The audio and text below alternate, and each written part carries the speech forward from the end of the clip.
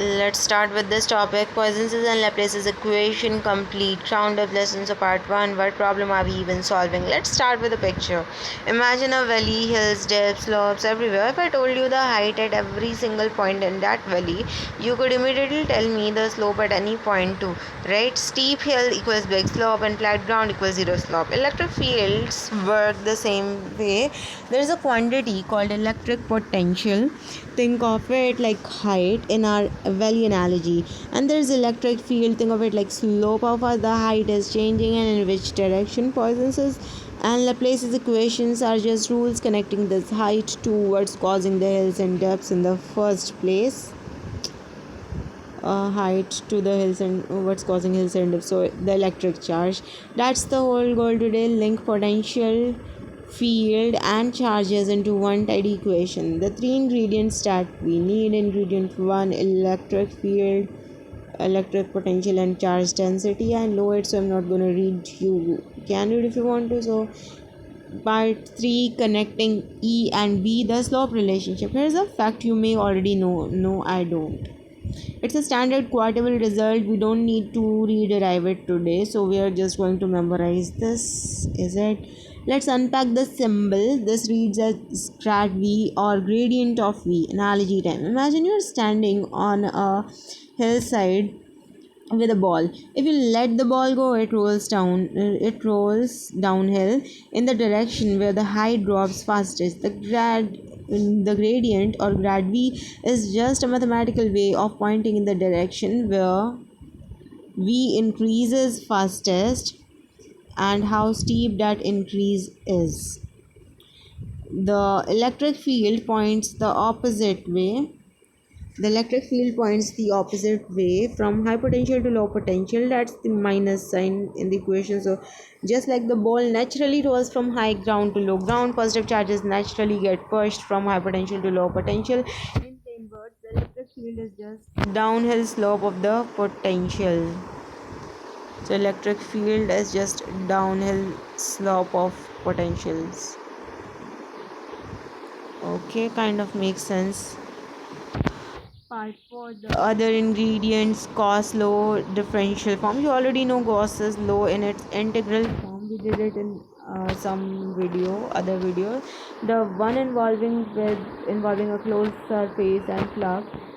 I saw my short video to revise this thing because I had forgotten this completely. There is also a differential form, the same law but written at a single point instead of over a whole surface. So this is for a single point and that was for the whole surface. This says divergence of E equals rho upon epsilon naught. Let's understand. This reads as divergence of E. Analogy time. Imagine water flowing through space and imagine a time. Oh, I know the definition for divergence. Again, I'm gonna skip this part. For electric field, charge act like, okay, this is still, if there is no charge at a point, rho is 0, charge density is 0, rho is charge density. So this rho is charge density and the field lines passing through just pass through cleanly, no spreading or no divergence. So if rho is 0, this divergence is 0. Anyways, this formula is important. Second important formula. Now let's combine these two ideas, building Poisson's equation. This is the heart of today's lesson. We have two equations. So we are going to step 1. We are going to substitute the first equation into the second. Where we see E in equation 2, let's replace it with minus grad V from equation 1. So minus grad V just in place of this.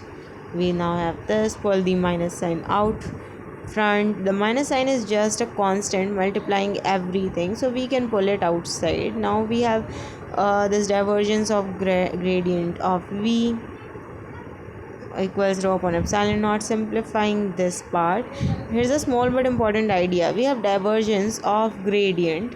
First we take the gradient of V, turns a number into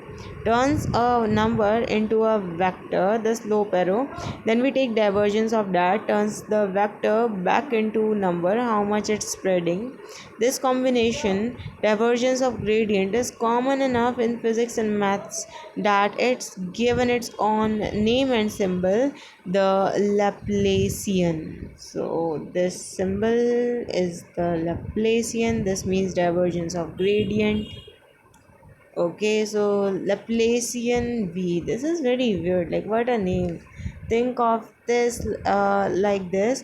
If gradient tells you the slope of the hill, the Laplacian tells you something like how curved is the hill at this point. How curved is the hill at this point? Is it bulging up like the top of a hill, or is it dipping down like the bottom of a valley? Substitute this back in, and now multiply both sides with -1 to tidy it up. Now this is Poisson's equation. What a weird thing. Like, this was just weird. Like, we only like changed symbols but did nothing quite literally. Okay, so this is now Laplacian of V equals minus rho upon epsilon naught. This is Poisson's equation. That's the whole derivation, just combining two known facts, these two, and simplifying. This was pretty simple actually. But I'm still confused about this Laplacian, and I didn't know about those equations. The first one, grad V, and that is not very clear, but okay. So part 6, what does Poisson's equation actually mean? In plain English, at any point in space, the curvature of potential is directly caused by charge density sitting right there. The curvature of potential is directly caused by charge density sitting right there. Wherever there's charge, rho is not equal to 0, the potential bulges or dips at that exact spot, like how a heavy ball sitting on a stretched rubber sheet creates a dip exactly where it is placed. So now part 7, Laplace's equation, the special case. Here's a natural question. What if we are looking at a point in space where there is no charge at all? What if we are looking at a point in space where there is no charge at all? Like the empty space between two charged plates, or just anywhere in vacuum with no charges. If rho equals 0 at that point, Poisson's equation becomes this. For that area, the Laplacian of V becomes 0. If the charge density in that area is 0, basically there is no charge in that space. For that space or place, we have the Laplacian of potential equals 0. This is Laplace's equation. It's simply Poisson's equation for special situation where there is no charge sitting exactly at the point you're looking at. Again, very weird, but good for us. Like, it's easy to remember to do anyway. So important subtlety, you can still use Laplace's equation to study the potential around charges. You can still use Laplace's equation to study the potential around charges, like the space between two charges, where as long as you are not evaluating it exactly at a point where charge sits. It's the charge free region that obey Laplace's equation, even if charges exist somewhere else nearby. Okay, so part 8, the relationship between them, one clean picture. Here is the formula for Poisson's equation and for Laplace's equation. This is used when charge is present at the point, and this is used when no charge at the point is present. Relationship, that's a general rule, and this is a special case of Poisson's equation when the charge density becomes 0.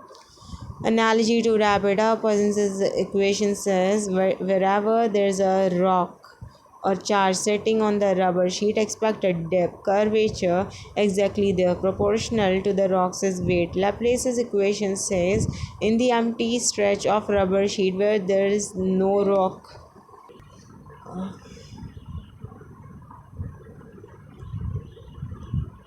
Laplace's equation says in the empty stretches of rubber sheet where there is no rock, the sheet has to smoothly balance itself out, no sudden bulges out of nowhere.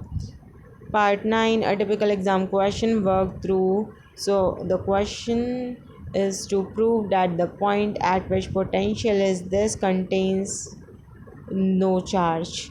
We're going to prove the Laplace's equation to be true for this potential. Okay, so recall the tool we need. If a point has no charge, Laplace's equation must hold the, so this must be 0. So our job is to calculate this for this given v and show it comes out to be 0. Recall what the Laplacian actually computes in Cartesian coordinates xyz. The Laplacian is defined as this.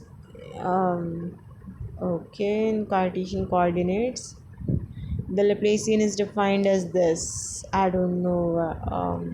What is this? Partial differentiation of second order. I don't know how to calculate this thing. This just means take the second derivative of v with respect to each direction separately.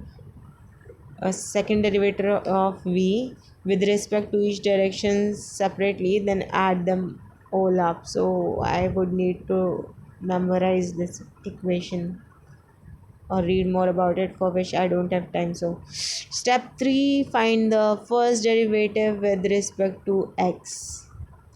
Find the first derivative with respect to x. Given this, treating y and z as constants, since we only differentiating with respect to x right now, then this is going to be 1 by, because this has no x in it, so what? Oh yes, so if we are going to differentiate it with respect to x, then these two terms are going to cancel out and x is going to leave us with 1. So the derivative of x is 1. The derivative of any constant like 2y or z here is 0. Step 4 is to find the second derivative with respect to x. So now differentiating it once more with respect to x, we have 0. The derivative of a constant like 1 is always 0. Repeating it for y, we get 2, then 0, 1, then 0. Add them all up, we have 0. Conclude, since this equal 0, Laplace's equation is satisfied at this point, which means by definition there is no charge at this point. Summary: what you now have fully exam ready the link between EV gradient slope idea. Full derivation of Poisson's equation from Gauss law plus this equals minus grad V. Laplace's equation as the natural charge-free special case, and one fully worked numerical. And the topic is done.